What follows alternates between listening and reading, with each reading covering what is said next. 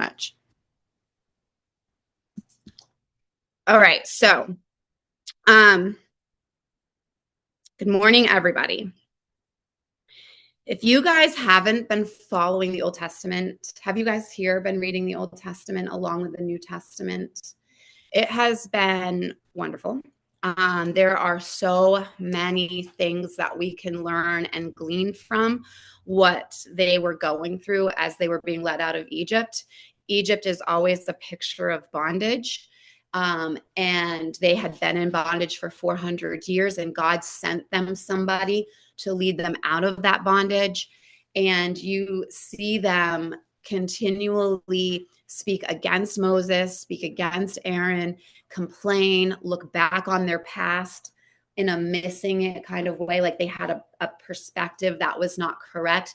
They didn't look back and see reality. They looked back and could focus on anything good that had been in their time in Egypt. And then it was even in their mind, made to look like it wasn't bad at all, and we can really do that and look back on our past and forget the reality of it. And we saw Korah. He was like this staple in some of the recent readings, where Korah was a Levite. He was part of the Levitical team there. He was one of the sons of Levi. So he had a part, okay, in the temple and in the service of the temple. And he wasn't content with his portion that God gave him. I don't know if you guys remember reading about Korah, but when Moses corrects Korah, he actually says to him, were you not pleased? Were you not content to have a part, to be able to be involved in the temple worship and some of the things that he had to do? So he wasn't, a direct descendant from Aaron. So Aaron and his sons got to do the big stuff. And Korah, through his mouth and through his bitterness and through his complaining, was able to actually gather up prominent men within the nation of Israel to go against Moses and Aaron. And so it was just all about the power of the tongue that's motivated by a heart attitude, like an attitude of the heart, discontentment, eyes on all over what you don't have. He was jealous of Moses's position. He wanted to be in charge. He wanted a higher role. And because of that, through the discord that he spread, he actually led a small rebellion. But it was 200 men, but it was prominent men. And so just through his words, he was able to do that. And there was major division. The earth ended up splitting open and swallowing him and his family. And there was plagues that broke out. And, but they would come against Aaron, and God would always set Moses apart, set Aaron apart. So there was just a lot of things that we can apply to our lives as we're learning, and especially in residential discipleship, as you're really under leadership, and just trusting in the Lord and honoring. You should honor your father and mother. You should honor your husbands. You should honor your staff. They're not perfect. Moses had issues. We even saw Miriam, his sister. She was a leader among women. She led the women in a song. She led the women after they were led out of Egypt. And she was kind of part of the leader crew. And she spoke against her brother. And then she was struck with leprosy. And when God healed her, she still had to go outside of the camp for a week. Her sin affected the entire community of Israel. They had to stop moving for a whole week. And so you see the sin that she had, which was speaking against Moses, speaking against God's anointed, affected everybody. It halted their journey. They actually could not continue moving forward. Now, I don't know about you guys, but I like moving forward. I don't like getting stuck. I don't like stopping. They all they traveled for 40 years. It was because of their sin, their complaining, that they didn't actually make it into the wilderness. Into the promised land. They wandered in the wilderness, and we don't want to be like that. We want to enter into the promised land. I want you guys to enter into your promised land. The promised land is your Christian life. That's the Christian life that God has for every single one of you, his plans. Now, there's struggle in the promised land, there's battles in the promised land, but there is a land, it's flowing with milk and honey, there's blessings, and all the battles are there filtered through the Lord to strengthen you, encourage you, and help you grow in life. Okay, versus the wilderness, which was really difficult. So I just wanted to mention all of that, Miriam and her son. Now, she's not even mentioned again after that, FYI.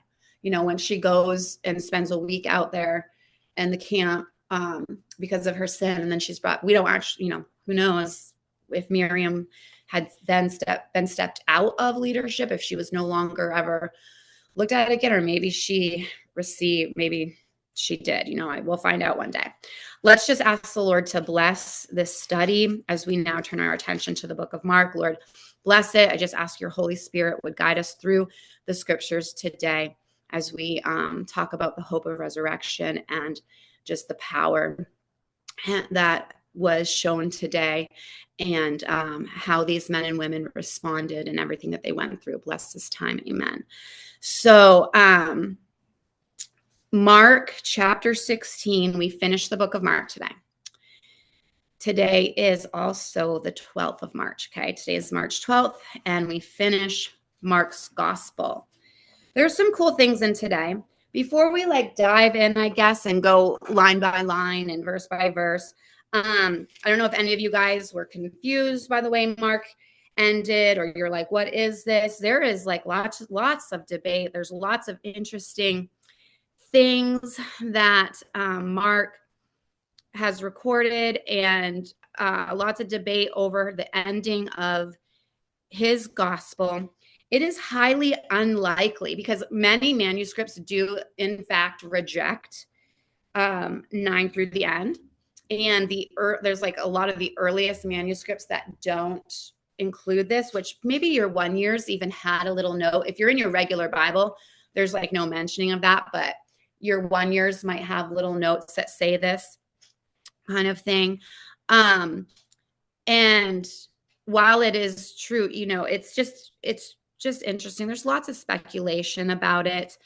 I really enjoy Guzik's perspective. I like him a lot. He's one of my favorites, one of my go-to favorite people. But, he had given so many references. He's just a genius.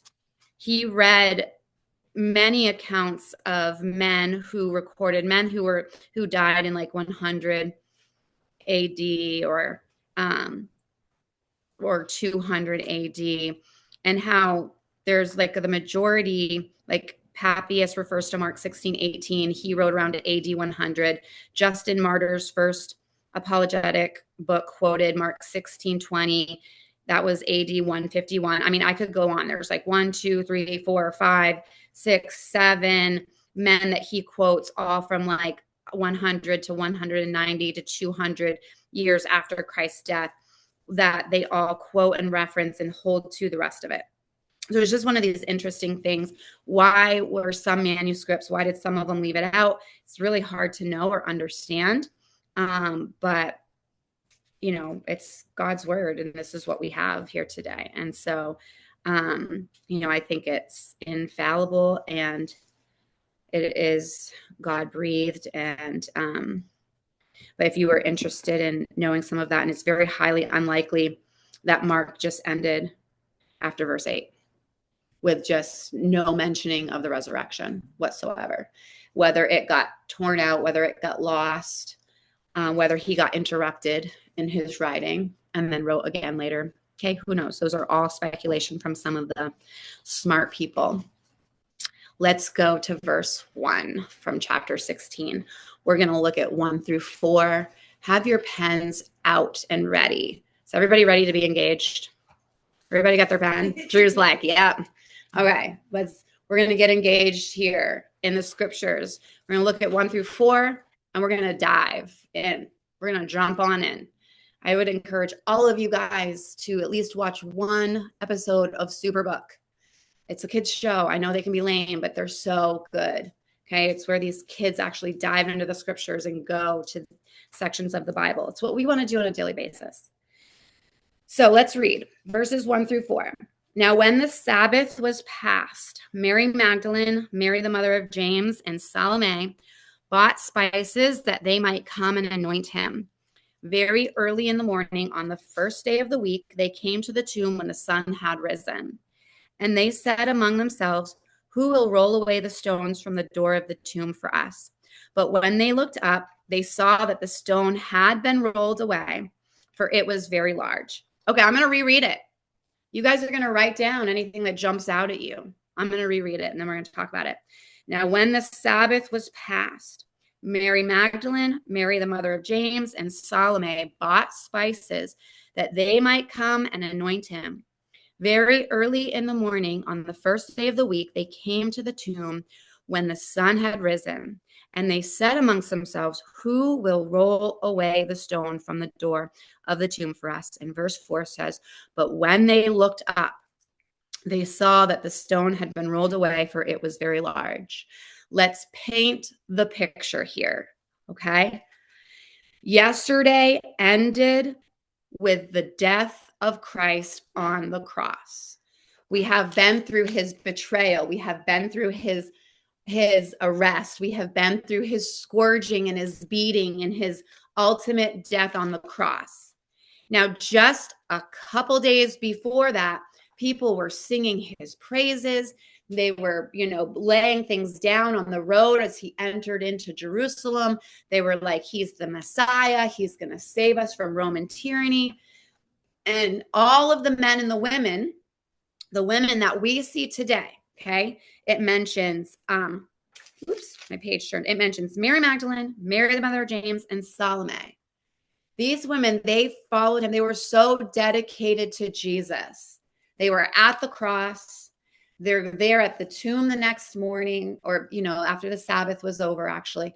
And so they're dedicated. Now, when you think about all the hope that they had in Jesus, and yes, their hope was misdirected. They thought Jesus, being the Messiah, was going to come save them from the Romans. They misinterpreted some of the Old Testament prophecies about his rule and reign. Yes, Jesus is coming to rule and reign. It's for a later time. We're still waiting for him to come and rule and reign. So they missed that. They thought it was for then and now. The part that they missed, rather, is the suffering Messiah. They were so focused on the rule and reign, and so they missed the part that he was going to come and suffer and die. So just imagine being hopeful, being stoked, being excited. You're alongside of him even when he's coming into Jerusalem, and you just think there's going to be liberation, there's going to be freedom, there's going to be great things. And then he's betrayed, he's arrested, he's scourged, he's beaten, he's whipped, and then he's crucified, and you watch him die. And so all of that takes place. Now they are down in the dumps. And then they had to go and fulfill the law, which was the Sabbath. Okay, which from Friday evening to Saturday evening is the Sabbath. And so they come, on the Sunday morning. And so this is the picture. This was a big loss. Like, everybody write down big loss. What these women were experiencing was a very big loss in their life.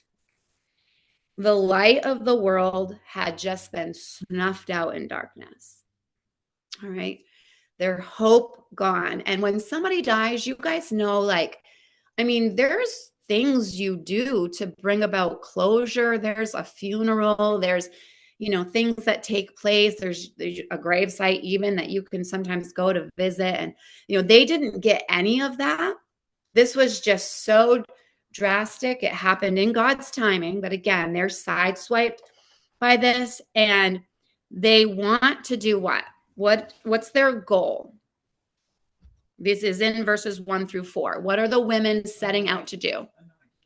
Anoint his body. They've bought spices. It wasn't about embalming. It was actually something that they did to cover up the smell of decay. And so in their minds, he's dead in the grave. Like, they're not even thinking resurrection. And they just want to get to him to anoint his body. But what do we know was, what do we know was going to keep them from doing that? The stone. So write these things down. Here's what we're going to look at today: obstacles and attitudes. Okay. Obstacles and attitudes. They have a goal. They have a plan. These women, motivated by love, want to get to Jesus. And there is an obstacle in their way. But what do they do with this obstacle? And think about this. What would you do with an obstacle in your way? Like, put yourself in this situation, then we will think of our own personal situations.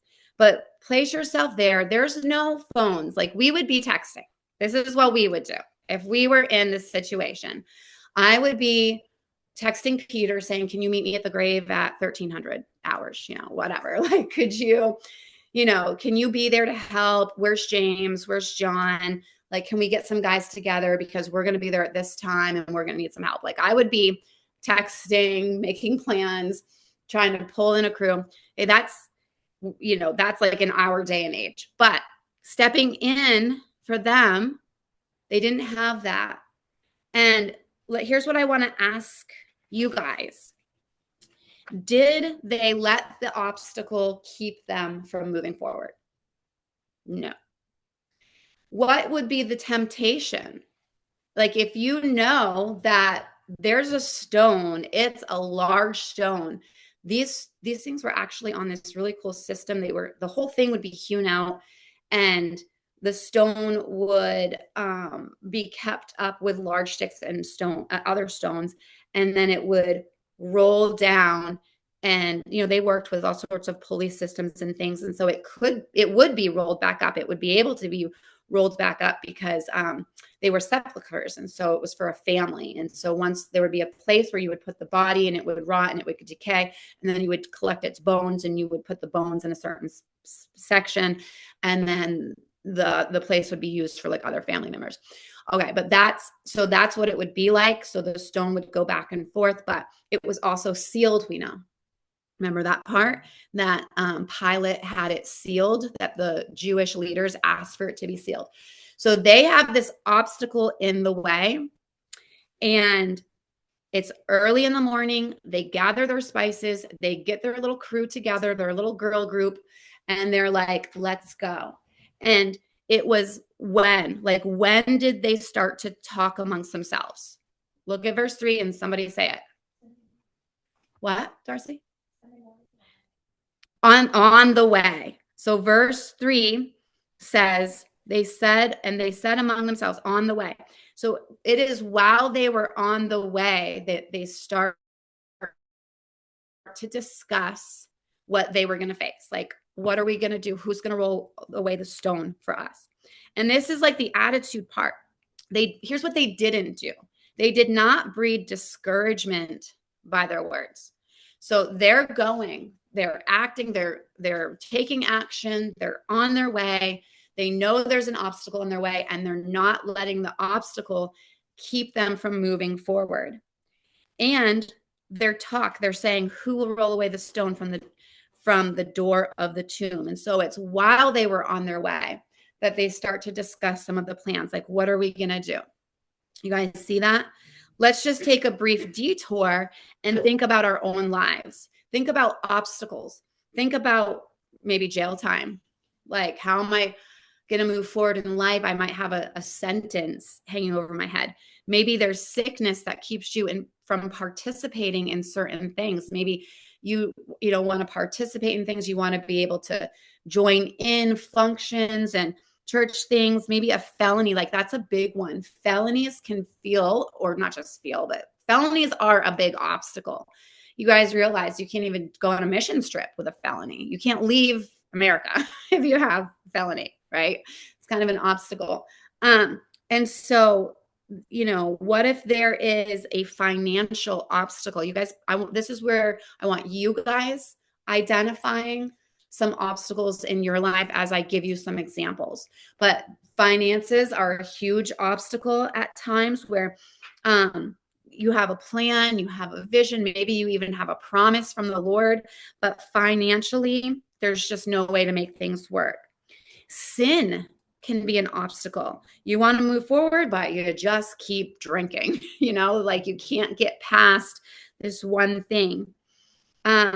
Relationships, obstacles can also include your family. Like, how is it all going to work out with my family and children? I don't see the picture, Lord. I know they're coming. I know you've promised that they're going to be a part of my life, promise things, but like, there's so much that would have to move. There's so much that would need to be moved out of the way.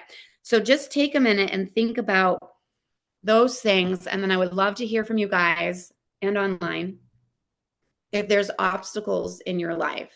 And not everybody I know has one currently. So, but maybe you can think of a time that you had one.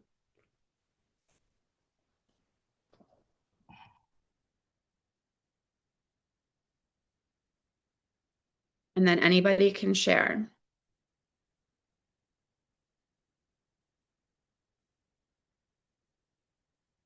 Do we have any sharers? I'll share. Oh, I'm sorry. No, who said that? Let's have online do first, and then I'll have my Kelly girl do it. Taylor. Yes. So I'm still in the program here at the women's shelter, and I am 5 months postpartum.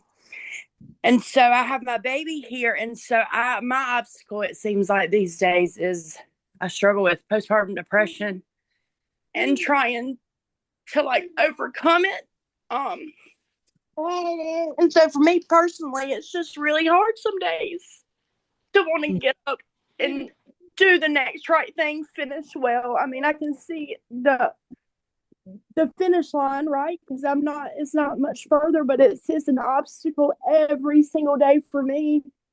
With where I'm at in my life right now, as far as my family and stuff. Yeah. That seems to be my obstacle these days. So if everyone could just pray for me some days, that would be great. Because it's an obstacle, and some days I do really good, and then it's like I start isolate and I start not want to be a part, because obviously, like I said, I have a baby, so I don't always have to I have an excuse to say, but it's not really an excuse. It's just some days it's just hard. It's really hard, and so that's my obstacle. It seems like, and it's the biggest one yet I've had to deal with. So thanks for letting me share. No, thank you for sharing. And the best thing you can do is put those things out there. And I'm sure the staff and is clued into that. But that's a huge, emotions can be a huge obstacle. Let me clue you into something that we even read about today. Mary Magdalene. We don't dive, this Mark doesn't describe a whole lot about her today, but I know we've painted the picture of the reality for these women, right? Where they were yay up here. And I don't know how your pregnancy was. Maybe it was great, maybe it wasn't, but postpartum it is such a drag. It is so rough. Like when you go from pregnant to no longer, and your hormones, and that's what you need to know. You've got to know it is hormones, that there's not reality, like the sadness, the downness, the depression. Things will get back in line. Your body will get back in order, and you are in a season of like holding on and just waiting for the Lord. And so with Mary Magdalene, you just think about her. She went from, he's my savior, he's my hope, to he's dead, like the light of the world, just sad. Luke actually, Taylor, you should just skip over to Luke, and anybody can do this right now, or maybe it's John's version. It's John's version. In John chapter 20, we find out more detail. I think this is for you, Taylor, about Mary Magdalene. We know in chapter 20, it's the empty tomb. Mary Magdalene goes there. She runs. She goes to get Simon Peter and John. They run to the tomb. This is all the first few verses of chapter 20. And then Peter and John, they end up looking. They're perplexed. They leave. And Mary Magdalene is still there in verse 11. You see her just sort of hanging on. She runs to the men. She's like, his body's gone. She comes back. They leave. And she stood outside by the tomb weeping. And as she stooped down and looked into the tomb, so she's weeping. Mary Magdalene is crying. She's sobbing. She's weeping. She's crying because now just going there to get some closure that's been ripped from her, and she doesn't know where he is. And she sees two angels in white. And 13, they say, why are you weeping? And she said, because they've taken away my Lord, and I do not know where they've taken him. And so you see this desperation, you see this no hope. And then when she said this, she turned around and saw Jesus standing there and did not know that it was Jesus. And I'll tell you what, one of the things that deep, dark emotion can do, and tears in your eyes can so blind you. It can blind you from being able to see clearly. And there is a need for just holding on sometimes. There is a, let me just hold on. Let me get through this. Jesus says, woman, why are you weeping? And she doesn't know. She's just supposing him to be the gardener. And she's saying, sir, if you've carried him away, tell me where you have laid him and I will take him away. That's absurd. Like, that's an actual absurd thought that she alone would carry a dead weight, sorry to be so descriptive, but dead weight of a man is extremely heavy. And so her emotion, it's confusing her. She's not seeing clearly. Obviously, she doesn't recognize Jesus in front of her. Guys, she went to up high on the roller coaster to down. You want to talk about emotional roller coaster? This is Mary Magdalene from the death of Jesus till Sunday morning. It was up and then it was down. Okay. Then when I say up and then down, that's just the death. Then she goes to the tomb thinking how, like, it can't get any worse than this. Well, guess what? It got worse than that because now he's missing. So it's like up, down, even further down. And then what we see in moments is he says, Mary, and she turns and says, Rabboni, which is teacher. And so it's like up, down, further down, and then whoosh, back up. You just talk about emotional ups and downs. And this is her, right? And he gives her a command. He says, don't cling to me, for I have not yet ascended, but go to my brothers and tell them I'm ascending. And, he gives her a command in verse 17. And then in 18 says, Mary Magdalene came and told the disciples that she had seen the Lord. She obeys the Lord. And this will help you get through that simple obedience, not listening to the emotion. You're going to have the emotion. You're going to have the cry. But if you just keep putting one foot in front of the other and just keep doing what God's calling you to do, in this moment, this is what she didn't do. She didn't say, wait a second, I need a minute to process this. That would be like me. I'd be like, whoosh, down, whoa, up again. What just happened? I need a minute. You don't see Mary being like, wait, I need to sit down and think about everything that just happened. Sometimes there's no processing the emotion. Sometimes there's no, if we focus on it, sometimes it just gets worse. All right. And it just really can be confusing. But what she does is she just simply obeys. She just keeps going forward. So Taylor, I hope that helps you. Things will get back in line. The sadness of postpartum, yes, that can be an obstacle. It can feel like it's in the way. It will move. Kelly, what were you going to share? Well, you kind of helped me.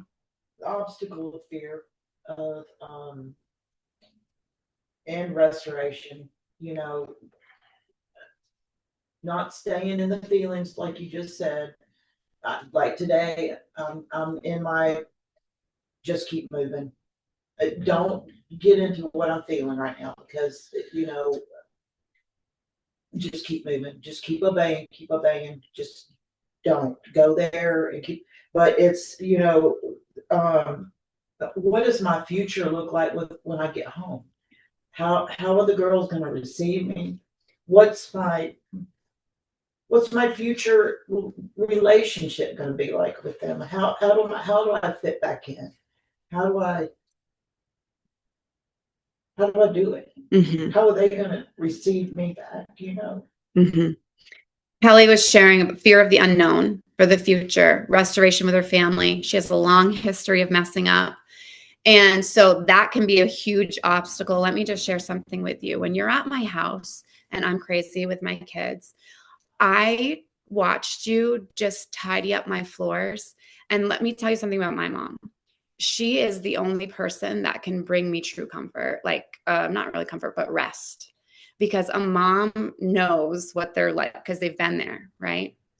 And so when I see you do that, it reminds me of my own mom. So let me just share that with you because you will fit in with them. You will go, even if it's just helping them with their laundry, helping them with their dishes. You have got so much opportunity in your future with your daughters and your grandchildren. So it is fear of the unknown. That's a big one, right? That can be an obstacle. Okay. Is there anybody else that's super pressing that would want to share one? Otherwise, we will move on.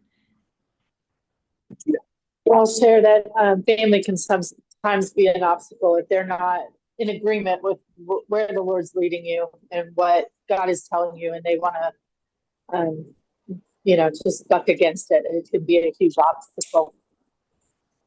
Yes. Okay. Thank you, Drew. So family, difficult relationships, and let me just mention, if it's a husband, then you have to submit yourself to him, and it's really about his leadership. But, that's not always the case, like sometimes it's adult children, family members. And so you do have to trust that God is going to do a work and that he's involved in all of the details. Now let's look at this more. And thank you, Drew, for sharing. I always enjoy that when you share something. He says, or the scriptures say, where we sort of left off was they don't let the obstacle keep them from moving forward. Okay. Like sometimes you just have to say, you know what, God, I'm going to trust you with my family. I'm just going to keep moving forward right now. I'm going to trust that, this is the direction that you've led me in. And they keep going and they're like, who's going to do it? But when they looked up, so they keep going. And I just imagined their heads down when I read verse 4. They're sad. They're brokenhearted. And when they looked up, they see that the stone had been rolled away. Now, we didn't talk too much about discouragement, and I want to or attitude. I told you guys we're going to talk about obstacles and we're going to talk about attitudes. So we've identified a lot of obstacles. You guys shared some. I hope everybody else wrote some down or at least thought of a past obstacle in their life. Time can even feel like an obstacle. Like if that's the one thing that's holding you up is, the programs are just so long or whatever. We've named a lot of obstacles. Let's talk attitude. These women, I want to tell you what they didn't do. They didn't spread discouragement. They didn't breed discouragement by their words. Okay. What type of person are you when there is a problem in your life, when there is an obstacle in your way? Do you spread discouragement? Okay.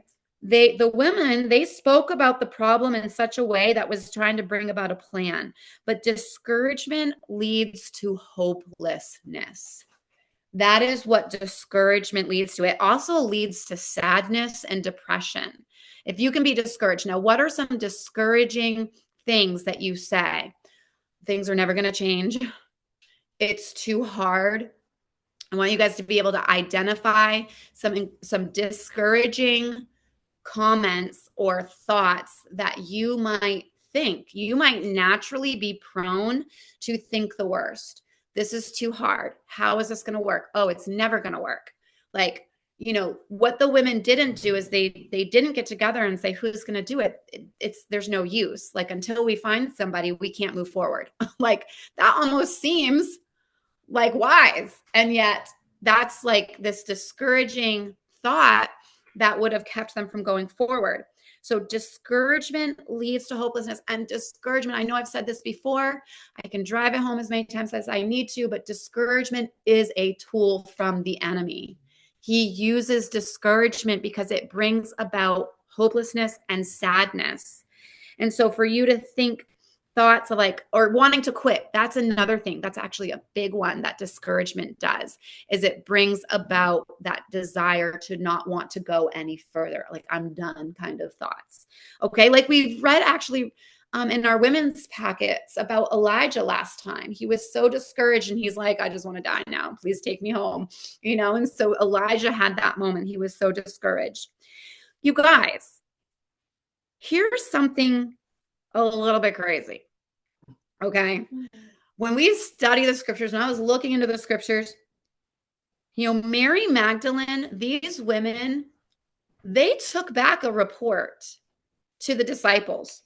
And this is one of the scriptures I told you I was going to reference. It's Luke 24:11. After they go back and they make this report, the scriptures say, and their words seemed to them like idle tales, and they did not believe them. So the men, they didn't believe the women. Then, you know, today kind of mentions the road to Emmaus, but we know Luke goes into the road to Emmaus, super more detailed. But the men take back a report, the two men on the road to Emmaus, they take back a report. And what we know is that they also didn't believe them. Okay, this is crazy. Let me tell you what this is. Let me describe it. There are rumors of Jesus being alive. That's what's happening. There's rumors of Jesus being alive, and not just rumors, beyond rumors, eyewitness sightings, like the angels. The women came back and said his body is not there. The angel said he's alive. Mary Magdalene, she gets to see him. The road to Emmaus guys, they have a 7-mile journey with Jesus. They walk 7 miles with Jesus. And then Jesus opens their eyes and they see it's him. And then they turn around and they go back to Jerusalem and they're like, we saw Jesus. And so even like rumors of Jesus being alive, and they were so discouraged by the events that they would have almost missed it. They don't believe what people are saying, even though they said we saw him. Now, Jesus is so cool, so merciful. He ends up showing up to them and then they believe. You know, we know that the disciples end up believing, but discouragement can be so blinding, and discouragement can keep us from God's good and perfect plan. Imagine if these women had been that discouraged, where they didn't go forward. Mary Magdalene was the first person, not just to see Jesus, like that alone, is like we say that a lot. We're like, Jesus revealed himself first to a woman in Mary Magdalene, which is like super cool. But Mary Magdalene was the first person to bring the gospel of the good news of the resurrection. Like, that is crazy. Imagine had she been so discouraged that she had not moved forward that day to go to the tomb. So I want you guys to see and know what discouragement can do to you and how it can really cripple you.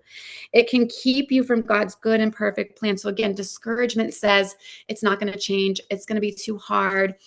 I want to quit. I hope you guys have identified some things.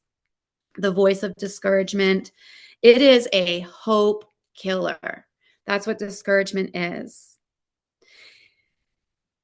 Let's see what God has to say. Deuteronomy 1, verse 28.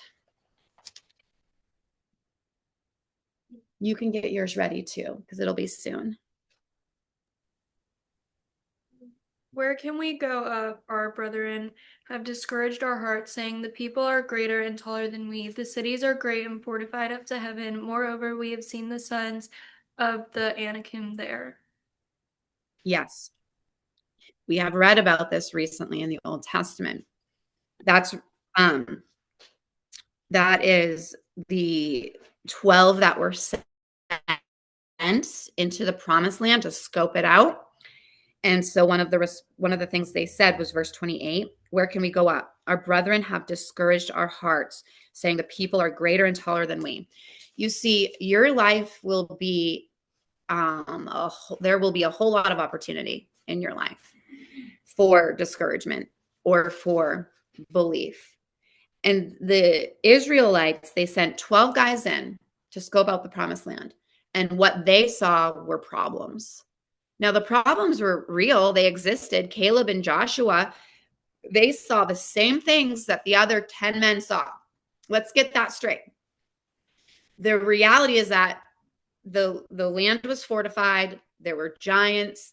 Like, that's a true thing. There's an issue. There's struggle. There's, some fear. There's giants. But they came back with a discouraging report saying, we can't do this.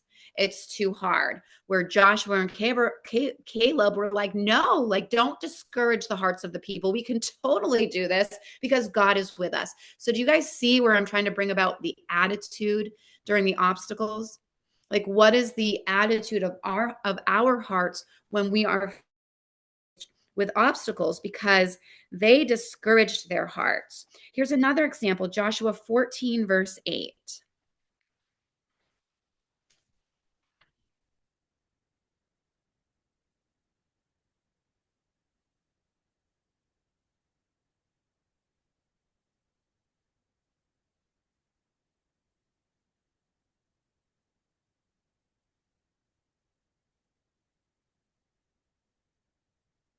The shelter. I think that was you guys. Yes, Joshua 14, 8.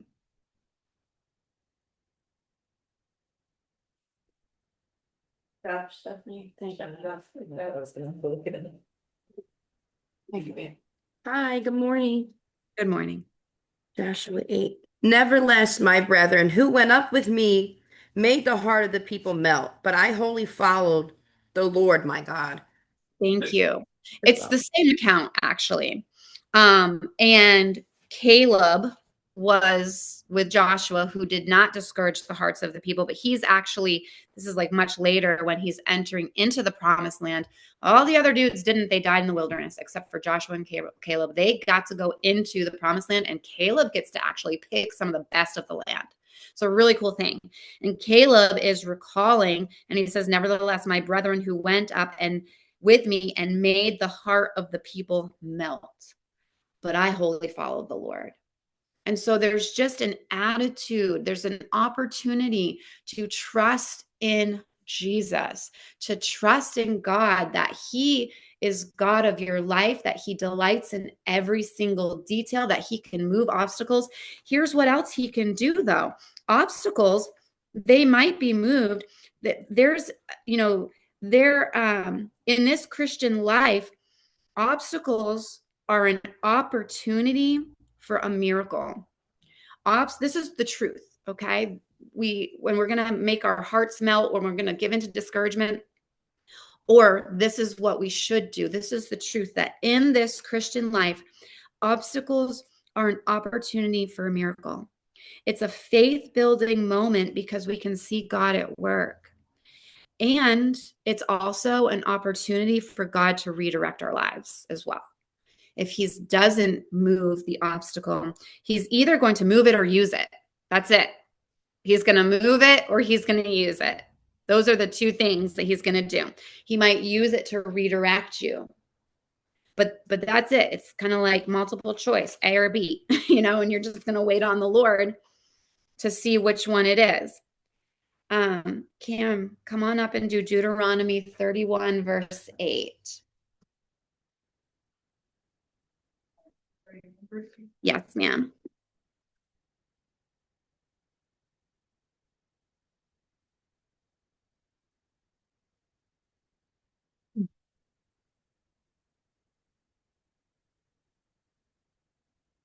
It is the Lord who goes before you. He will be with you. He will not leave you or forsake you. Do not fear or be dismayed. Okay, that's great. Thank you, Kimmy. You guys, some translations say do not fear or be discouraged. Okay, maybe your translation says that, but that's what it means to be dismayed, is to be discouraged. And this verse says, he is the one who goes before you. He will be with you. He will not leave you. He will not forsake you. And we get to read about how Jesus went before them. They looked up and it's already moved. It's already moved out of the way. I love this. I know Darcy has this testimony. of just trying to come here to Blessed Hope and all the things that could have been out of the way. And I remember talking on the phone with her and she'd be like, whoa, like things just keep moving. I just keep having to work forward. It's a very cool testimony. So they look up, it moves out of the way. They go in, verse 5. They enter the tomb. They see a young man clothed in a long white robe sitting at the right side, and they're alarmed. He says, don't be alarmed. You seek Jesus of Nazareth, who was crucified. He was crucified. He is risen. And I love that the angel says Jesus was crucified. He did die. He is risen. And we continue to say he is risen. It is as a present tense. Jesus is risen. Okay. And so really it's the only resurrection. You do see Jesus bring people back to life. You see, a boy in the Old Testament through Elijah. You see the widow's son. You see the little girl. But those, they were brought back to their physical life on earth just to die again. Okay. This is the first to be resurrected, new body, new life, entering and can go into heaven, glorified body. And so he was crucified. He is risen. He is not here. See the place where they laid him. And so the angel shows them, look, they get to see with their eyes that Jesus is not there. And then he says, but go tell his disciples and Peter. And so if we look at verse 7, tell me now, think back, get the picture repainted in your mind. What was Peter's last exchange with Jesus?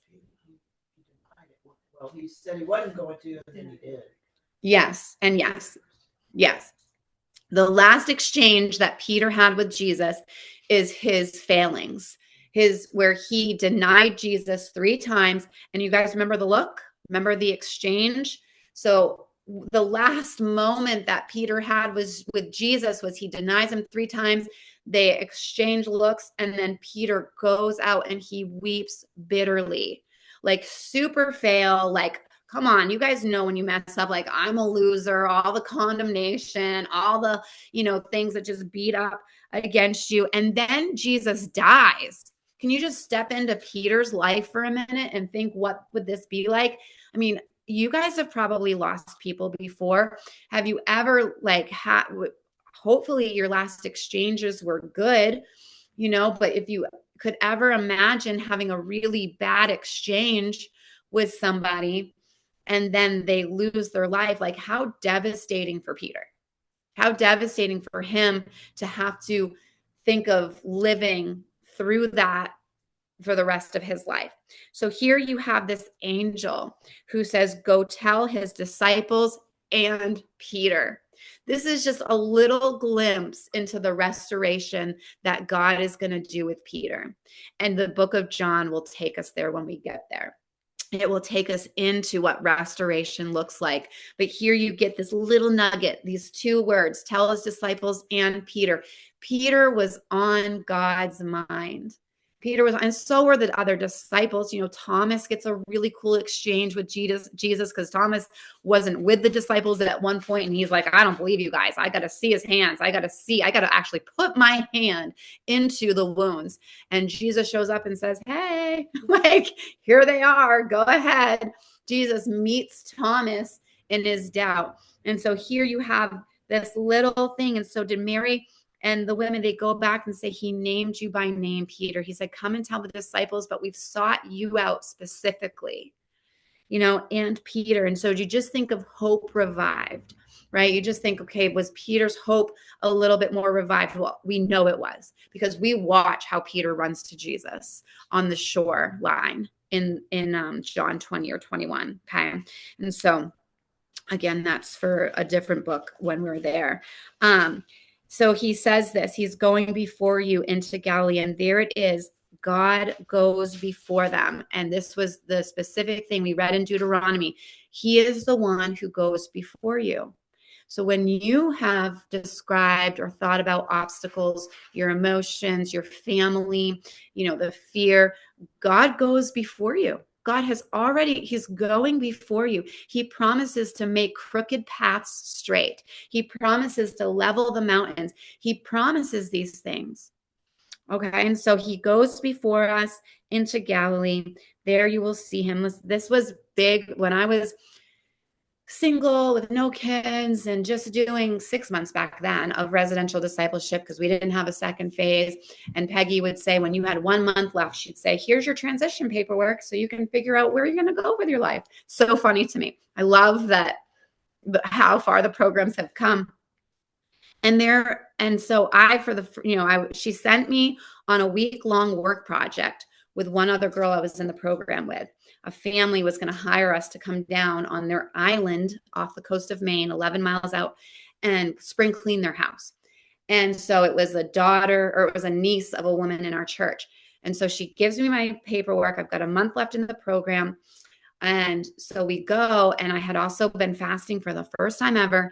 And the Lord was speaking to me about going before me. He was speaking to me from the gate. So I'm on this ferry boat and I'm going over, and then Ashley ends up sick the whole time in bed, like super sick, flu sick, which was, I don't want to say it was the Lord that did that to her, but the Lord used it because I didn't have anybody to talk to while I was washing walls for this family. So I was like washing walls, praying, and I really thought the Lord was speaking to me about going there and living there.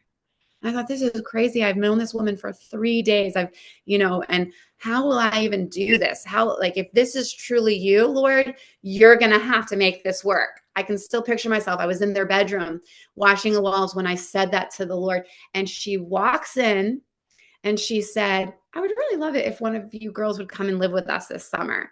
And I was like, it's me.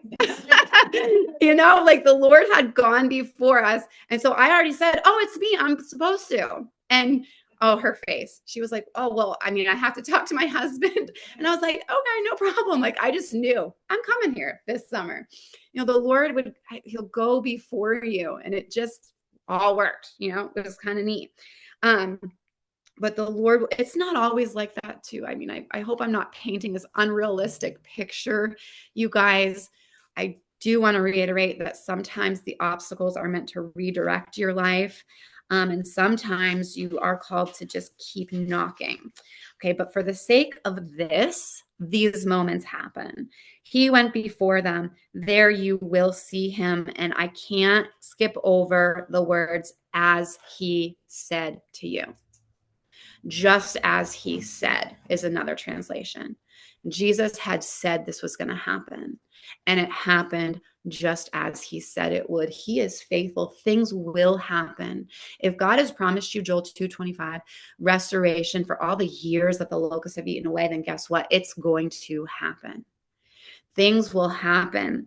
So they go out quickly. They flee from the tomb. They're trembling, and they said nothing to anyone, for they were afraid. That doesn't mean that they didn't follow through with the orders. We know from Luke and from John and from Matthew that they did, but they kept quiet till they got to the disciples. They're just like, and they went to the disciples, and they go to Peter, and they do tell them. Now, we've sort of gone in a way to verses 9 through 11 already, but let me just read it. He rose early on the first day of the week. He appeared first to Mary Magdalene, out of whom he had cast 7 demons. She went and told those who had been with him, as they mourned and wept. And when they would heard that he was alive and had been seen, they did not believe. So I've already touched on that and just how they had lost hope. They were so discouraged in their souls. Now, on the road to Emmaus, the two of them, the two guys, the road to Emmaus, which is Luke chapter 24, when Jesus shows up and Jesus is like, hey, what are you guys talking about? And they're like, what are you, like the only person in all Jerusalem that doesn't have a clue? And I'm paraphrasing, obviously, but this is all in this exchange. And so then they start to fill Jesus in on what happened to Jesus because they're blind. They don't see him. And so they go on and they're telling him. And then in verse 21 of Luke 24, it says, but we had hoped he was going to redeem Israel. And it's like, you just get that glimpse of, like, their hope was past tense. We had hoped. There was no longer hope, right? And it's already been 3 days since these things had happened. And so you just see a loss of hope for so many people. The disciples don't believe. And so that's the next part of our reading from today in Mark, is the road to Emmaus. Again, in Luke, we will go into much more detail about that. And let's get to the Great Commission, verse 14. Later, he appeared to the 11 as they sat at the table, and he rebuked their unbelief and their hardness of heart. So I love that. Rebuke is a part of this Christian walk. Rebuke is sharp. There's correction, there's discipline, there's coming alongside and sort of redirecting, but there's also rebuke, and the scriptures do say to do it. And so Jesus, he comes in, he rebukes their unbelief, their hardness of heart, because they did not believe those who had seen him after he had risen. And he said, but it doesn't, their moment of doubt, their moment of unbelief did not ruin their call. Right? Like it didn't disqualify them. Their moments, like God is merciful, he's gracious, and he then commissions them. He literally rebukes them and then he commissions them. So just like everybody, like Peggy used to say, put on your big girl panties. Or is that still on I don't know. That's her sign on my office door still to this day. I think, that says no complaining. I don't know what I'm talking about. She used to say, put your big girl panties on and get over it. I don't know if she still says that, you guys that renew, but she used to tell us that. And it's like there is rebuke and then commissioning, like correction, just being redirected. And you should, I hope you want it. I want the Lord to correct me. I like it when it's soft. Sometimes I don't hear it when it's soft, but sometimes I do hear it when it's loud and it's clear. And then he says, go into all the world and preach the gospel to every creature. He who believes and is baptized will be saved, but he who does not believe will be condemned. These signs will follow those who believe. In my name, they will cast out demons. They will speak with new tongues. They will take up serpents, and if they drink anything deadly, it will by no means hurt them. They will lay hands on the sick and they will recover. And we see this in the scriptures. We see actually in the book of Acts, I did Acts chapter 28. Let me just give you an example of this. 3-6 says that when Paul had gathered a bundle of sticks and laid on the fire, a viper came out because of the heat and fastened on his hand. So when the natives saw the creature hanging from his hand, they said to one another, no doubt this man is a murderer whom he has escaped the sea, yet justice does not allow him to live. But he shook off the creature into the flames and suffered no harm. However, they were expecting that he should swell up or suddenly fall down dead. But after they had looked for a long time and saw no harm come to him, they changed their minds and said he was a god. So anyway, you have this example of this in the New Testament reading with Paul, who was bit by a viper and nothing happens to him. And so don't be weird. Nobody go being weird. There's plenty of weird people who have taken this and they are weird. They like dance with snakes during church services. It's like absolutely ridiculous. Okay. It's so stupid and very unwise. And so Jesus is just saying like, nothing's going to touch you unless like whatever is filtered through him. Okay. So we don't need to read something like this and then go build a whole church on snake dancing and like stuff like that. And then we do know that, right after that very account, Paul lays his hands on the leader of the island of Malta and heals him. And this happens throughout the book of Acts, and it happened throughout Jesus's life on earth and the apostles, and they do place their hands and they are recovered. And we still do that practice today where prayer impacts your health. It absolutely does. Okay. So then after the Lord had spoken to them, he was received up into heaven and he sat down at the right hand of God, and they went out and preached everywhere, the Lord working with them. My favorite part, God at work with the disciples, with his Holy Spirit, confirming the word through accompanying signs.